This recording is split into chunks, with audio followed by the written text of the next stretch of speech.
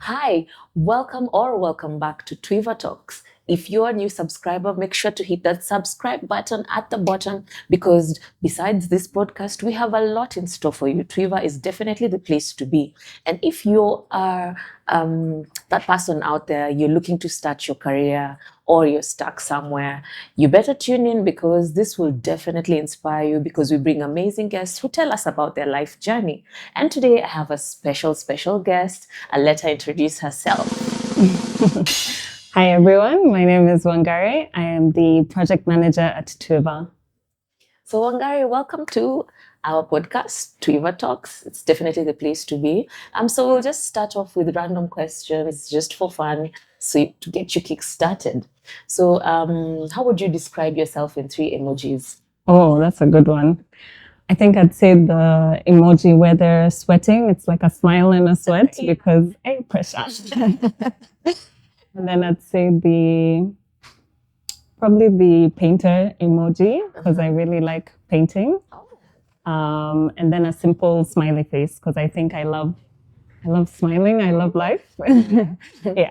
But interesting emojis. Yeah, okay. Good to know. So, and if your team was a movie cast, what genre would it be? Wow. I would say a mix of comedy because I think we're always having a good time. Yeah. Sometimes a bit of drama because, you know, in the influencer space, there's always something happening, whether it's things getting banned like alcohol or, you know, influencer drama. There's always something happening. So comedy and drama. Yeah. Interesting. You mentioned pressure. So what's your distress activity? What do you do to offload that pressure? Sometimes I do yoga, but also I'm very into physical activity. So going outdoors, working out, walking, anything physical. Yeah. And as you're outdoors, what's your go-to meal? What meal would you have for the rest of your life and not get tired of? Okay. The Kikuyu in me has to say waru. Any type of waru, fried, roasted, boiled, mashed, anything. You'd never ever get tired of it. No, every day. Plain like that or mixed with soup, a lot of soup. Kikuyu. Okay, also soup is important. Superpower that you'd want to have. I think I'd say teleportation because I like to travel, but traveling is expensive. So if I could just be in Tokyo today, back in Nairobi, in South Africa, teleportation would be my superpower. Interesting. So let's get to know Wangari. Let's start off by you telling us who is Wangari. So me as a person, I'd say I like to enjoy life. So whether it's at work or outside of work, but especially outside of work, I like to do fun things. So I mentioned outdoor activities. I'm very active. I also am very into the creative space. So you'll find me in a lot of like artsy events or exhibits. At work, of course, I'm the planner as a project manager, just planning everything, coordination. But even I think in my friend groups, I'm usually the person who plans events. What are we doing tomorrow? What are we doing this weekend? Yeah. So as you speak of that, what would you say is your top 2 hobbies? So I'd say painting, number 1. Number 2, I'd say traveling. Yeah. Okay. I'd love to travel too, but as you said, it's very expensive. And what would you say are your pet peeves? Pet peeves from other people or just in general? What irks you? Like something that's there's a lot. There's a lot. Okay, give me like 5. I'd say arrogance is something that irks me. Yeah. People who chew with their mouth open is it irks me so much. I hate that too. Yeah, I'd also say borders. As a pedestrian, if you're walking on the streets, borders are. I wish we could all carry like nyaunyos in when they pass. Yeah. Yeah. I'd say those are my top three. Okay. What else? Yeah, I'd say those are my top three. Okay. So tell me about your journey growing up. Mhm. When you were that young Wangari, let's say in nursery or grade one, around there. What did you always want to be, like at that point? Not later on in life, but when you were young and you didn't know much about life, what did you want to? Ooh. I think I've had different phases in my life. So I know when I was very young, I wanted to be a musician. So I remember listening to Alicia Keys and I saw how she played the piano and I was like, oh, I want to be a musician. Yeah. And then over time I realized I need money to survive. And music is not known to be the most lucrative career. So I was like, oh, let me become a doctor. So I think for the first, since I was like maybe 7 to 17, I wanted to be a doctor. Because I like helping people, but I also really like sciences and medicine in general. Yeah. And then when I was 17, I kind of took a shift and I decided I wanted to go into business, specifically marketing, because it was more creative and I wanted to use the creativity that I have in my career. Yeah. So that was the progression. Okay. So, first of all, can you sing? Ish. Do you want to sing? Sometimes. And did you ever get to play an instrument or learn? Yeah, so I learned the keyboard. Okay. So I played the keyboard maybe for 5 years, and then at some point I think life happened. You start working, and then you don't have time anymore. Okay. So between like 7 and 17, when you wanted to become a doctor and you said you're interested in sciences, at that point when you're 17, I'm assuming when you're finishing high school, what made you change your mind? So I realized being a doctor takes a lot of years. Yeah. And I Like 7, and then wasn't 7 is just a really- degree. yeah. Still And masters, then you're another still, 5. Yeah. I was like, that's too long. And then it seems very intense. Yeah. And like I said, I like to enjoy life. I'm not here to struggle. So that was mainly the thing that made me want to shift. But also, I don't know how I'd do around sick people every day. Okay. Yeah. I think mentally that's also a lot. Yeah. Overwhelming. Yeah. And find yourself crying. Then. For sure. Okay, so now let's go after high school. So how was your journey now after high school? So after high school, I went to uni and I studied business admin. So I actually really liked business admin because then you learn a bit of finance, a bit of economics, a bit of marketing, and then you can kind of decide what your area is. So from there, I was able to narrow down on marketing, and I knew that this is something I want to do because of the campaigns and the creativity behind it. So now after uni, I got my first internship where I was basically a marketing intern. So I did social media, a bit of events. And then now I went into agency, and agency is where I kind of took that shift into project management. So I remember one day, one of my colleagues was leaving and she approached me and she was like, do you want to do project management? And I was like, sure. Why not? Yeah. Why not? Yeah. So I started out doing project management for the design team. And it's something that I really enjoyed. And then I just kept going into different project management roles from there. I was about to ask, why are you not in our department? But actually, I should be. So tell me, or rather tell us, what exactly does project management entail? And how was that shift from marketing to project management? Was it like big, turnover, or are they related? So I'd say for me, they were related because it was always a marketing company. So first it was agency, and then it was within marketing teams or a marketing company like Twiva.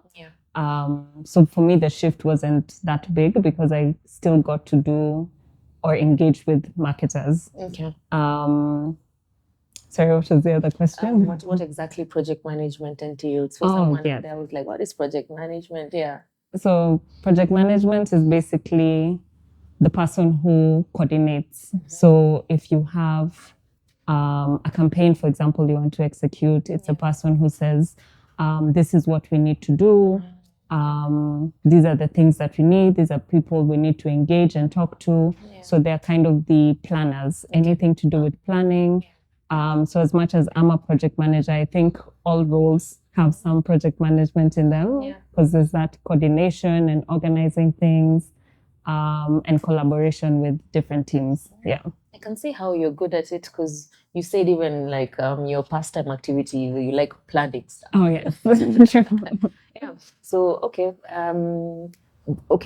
when you were younger, would you say like your family had an influence in what your career path, the journey your career path took, or was it entirely you? Did you have that support? Mhm. And then was it? Did you have any challenges then, or for you it was all smooth? Your parents or family members were like, "Go for it, whatever you want." Yeah. Yeah. Especially when you wanted to become a musician. Yeah. I think my parents are not the most traditional African parents. So they've always been be like, whatever you want to do, you can do. Yeah. So even when I wanted to do music, they were very much like, do music. Yeah. When I wanted to do marketing, I remember my dad was like, let me introduce you to this person. So you can shadow them, you can learn from them. So they've always been supportive. So I'd say in terms of my career, they were able to help me, at least support me through it. But I wouldn't say they made me choose that direction. Yeah. And if you were not a project manager right now, what other career would you have chosen? Oh. That's a good question. I think something creative. Yeah, so I would be in your team probably. Yes. Either as Not too late. you know, Yeah. maybe someone behind the camera. I think I always find videography very interesting. So if I could go back in time, I think that's something I would explore, like videography, photography, production maybe. Interesting. I can see you Yes, speaking it out. So now you're at Twiva. Tell me about Twiva. What does Twiva do? And why should people be aware of what Twiva is or does? Yeah.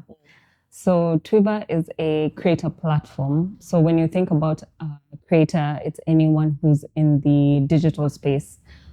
Someone who has a following, no matter how small that following is, and you're looking to grow that following and create something long lasting. So Twiva comes in as kind of your go-to person who's able to link you to those gigs that you're looking for. How do you start making money from the influence that you have?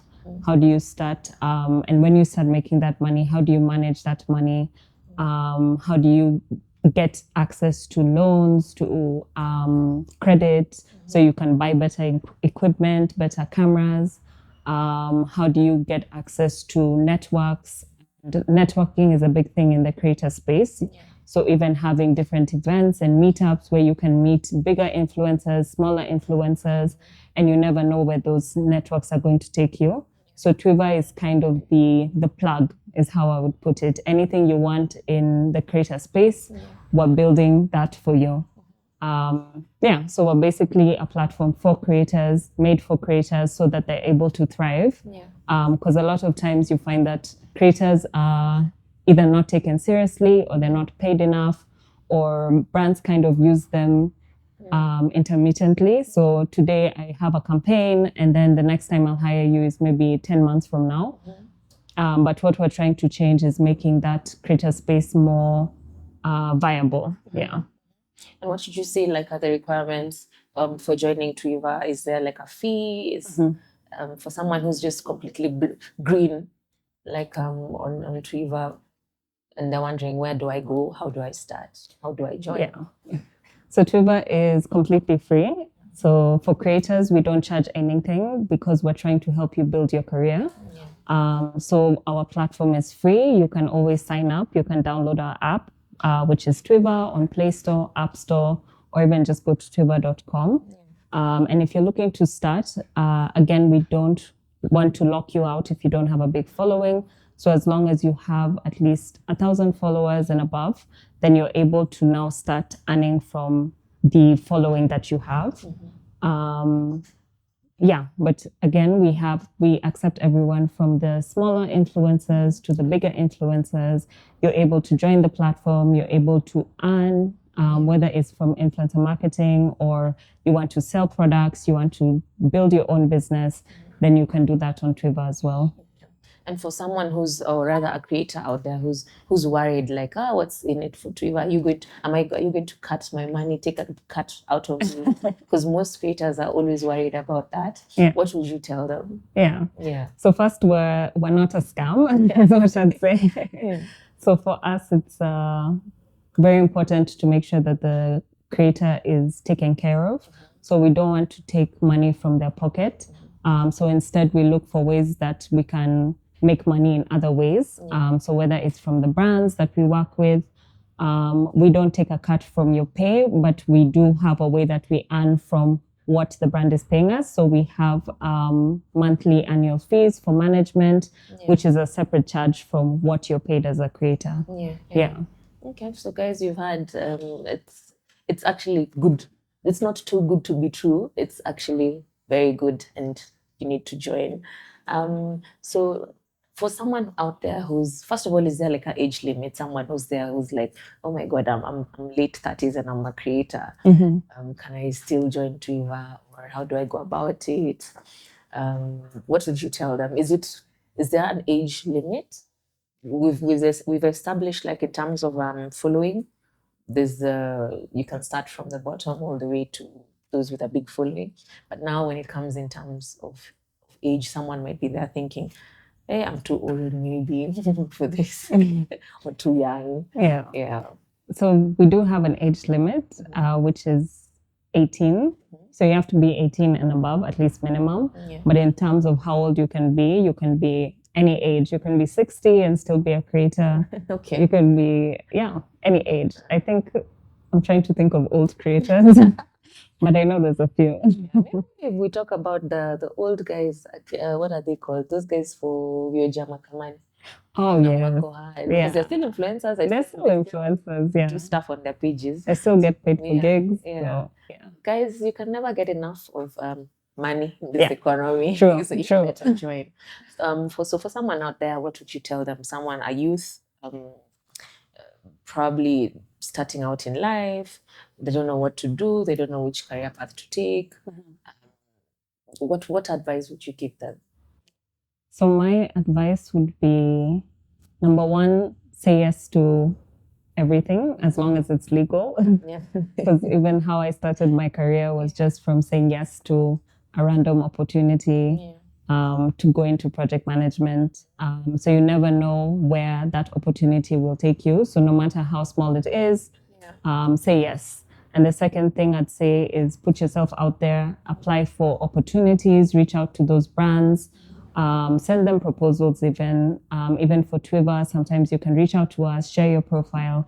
And when we have a campaign, we're able to let you know that we think you're a good fit for this campaign. So put yourself out there. Don't be afraid of getting rejected, because all of us get rejected all the time. Okay. And what would you say was your biggest challenge in your career journey, and how did you come out of it? Well, my biggest challenge. Because I'm thinking of someone who's also out there and they're stuck, leave alone someone who wants to start over, but they're like, they started and then they're just stuck somewhere, or they're feeling like, oh my God, did I take the right career path? So for you, what was that experience, a challenge that you had in your career journey? It could be financially, maybe you were doing a lot of work and you're being paid. The pressure was real. True. Or maybe at some point you're like, I should have just become that doctor. Okay, I think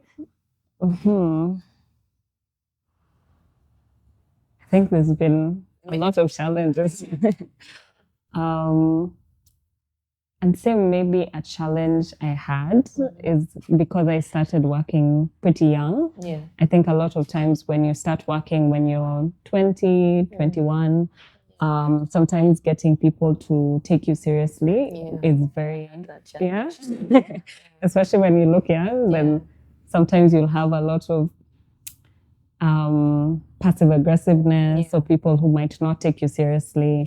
But I think when you show people that you know your job and you know what you're doing, then there is some respect that they get.